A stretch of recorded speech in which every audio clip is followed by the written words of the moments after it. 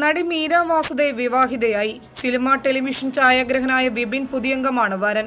കോയമ്പത്തൂരിൽ വെച്ചായിരുന്നു വിവാഹം. അടുത്ത ബന്ധുക്കളും സുഹൃത്തുക്കളും മാത്രമാണ് വിവാഹത്തിൽ പങ്കെടുത്തത്.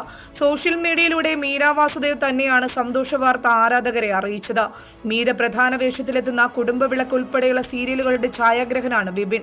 ഈ സൗഹൃദമാണ് പ്രണയത്തിലേക്കും പിന്നീട് വിവാഹത്തിലേക്കും എത്തിയത്.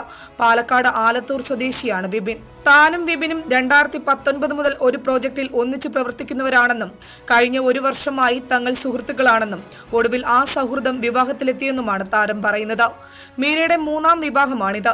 ആദ്യ ബന്ധത്തിൽ താരത്തിനൊരു മകനുണ്ട്. വിശാൽ അഗർവാളാണ് ആദ്യ ഭർത്താവ്. 2005 വിവാഹിതരായ ഇവർ 2008 വേർപിരിഞ്ഞു.